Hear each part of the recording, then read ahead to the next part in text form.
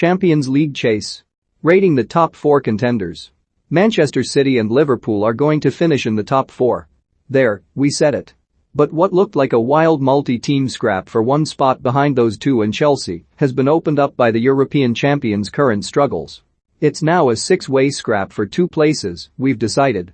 Here's more CHELSEA third, P23, PTS 44, GD plus 28, why they will qualify for the Champions League. They are better than all the other teams here and already have at least a 7-point head start on them.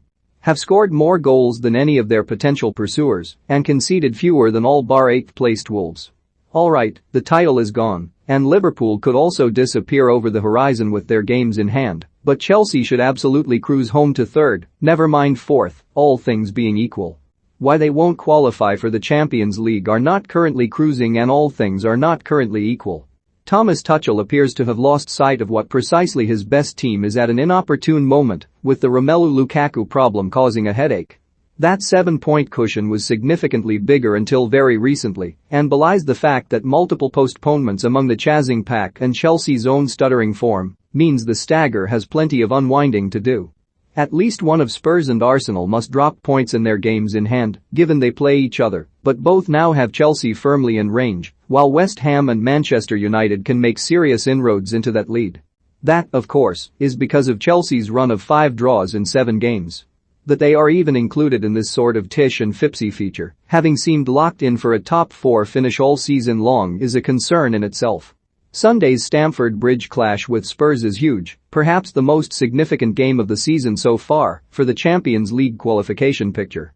West Ham 4th, P22, PTS 37, GD plus 11 why they will qualify for the Champions League, the team currently in possession after proving last season's Moya solution was no fluke. A more potent attacking threat than any of the teams below them, and in Declan Rice, they have one of the standout performers of the season. Their first eye is stronger than any previous West Ham side in the Premier League era. Why they won't qualify for the Champions League 6th behind both Spurs and Arsenal in a table adjusted for points per game in this uniquely uneven Premier League season, while Manchester United would also overhaul them if they win their game in hand, and Wolves would move level on points should they win both of theirs. Unlike with Spurs and certainly Manchester United, a sense that this is West Ham already operating at their absolute peak level, and it already looks like it's not quite enough. A relatively small and, at this level, inexperienced squad coped admirably with the novel difficulties of the Premier Europa balancing act before Christmas, but will be tested anew by those challenges when the knockout stages of a competition West Ham should have serious designs on winning resumes next month. Tottenham 5th, P19, PTS 36, GD plus 4 why they will qualify for the Champions League best manager outside the top 3, at least. The form horse and Wednesday night's truly absurd win at Leicester has had a dramatic effect both tangible and intangible.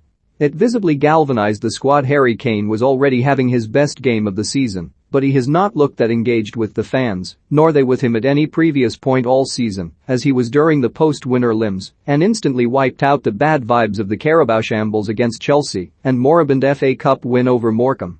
Tangibly, it gave them a clear numerical advantage in the race. They may be 5th, but when the stagger unwinds things should look different. Win even a couple of their assorted games in hand, and they will have a clear cushion over 5th. Heck, win them all and they cruise past Chelsea as well. Seems unlikely, sure, but so did a lot of things with 94:51 on the clock at the King Power. Why they won't qualify for the Champions League? They are Spurs. At any point their Spursiness could overwhelm Conte's Conteness. They've already come close on a couple of occasions. The absence of European football mitigates the impact, but they do have a lot of games to squeeze in and may not always have a lot of preparation time for them. The first eye is plenty good enough, but, Bergwijn heroics notwithstanding, there are few outside a small core group that Conte can trust.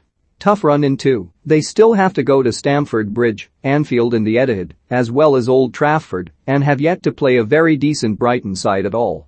Arsenal 6th, P20. PTS 35, GD plus 8, why they will qualify for the Champions League. Ignore all that August unpleasantness and Arsenal have been as good as anyone outside the top 2, taking 35 points from their last 17 Premier League games. There's no way around the fact those August games definitely count. Arsenal are cleverly exploiting some exceedingly daft rules right now, But even the Premier League aren't going to allow them to retrospectively cancel a whole month, but that's a sustained run of 2 points per game football. Maintain that for another 18 matches and they will be close. And a team that, through adversity, is starting to shed some of its older, more troublesome members in favor of focusing and relying instead on the rich promise of its youth is, if anything, improving. No European or Cup commitments whatsoever by the end of January is not really the plan for a club like Arsenal, but it does permit a laser focus and means they can take a couple more postponements without reaching fixture pile-up crisis stage. Went 1-0 up against Manchester City. Why they won't qualify for the Champions League? Those couple more postponements are already in the books thanks to Chelsea's Club World Cup participation and Liverpool reaching the Carabao Cup final. It means the fixtures Arsenal need to rearrange are pretty tricky ones: Wolves and Liverpool at home, Spurs and Chelsea away. Although Mikel Arteta has outlasted his fellow members of the Give Total rookies absolutely massive jobs for unconvincing Club DNA Reasons Club, and in truth always looked likely to prove the best of that gang, he's still a rookie going up against some of the very best and most experienced managers in the world in this scrap. Need a favor from at least a couple of the teams above them, and when have West Ham or Spurs ever proved flaky clown car clubs in the past? Manchester United 7th, P21, PTS 35, GD+5, why they will qualify for the Champions League best squad outside the top 3, and arguably outside the top 1. Have one of the very best players of all time, and a seemingly perfect blend of experience and high-quality youth. For all the talk of crisis, they've lost one of their last 9 in the Premier League. Why they won't qualify for the Champions League, a gaping hole where the center of midfield should be. The fact they are 7th, deservedly, despite the rich potential of the squad, tells its own story. For all that crisis talk is ludicrously overblown, they've won only 6 of their last 16 in the Premier League. WOLVES 8th, P20, PTS 31, GD+2. Why they will qualify for the Champions League? They don't concede any goals. Only Manchester City have conceded fewer. They've conceded more than once in only 3 of their 20 games, which means games against Wolves are never safe. Why they won't qualify for the Champions League? They don't score any goals. Only Norwich and Burnley have scored fewer.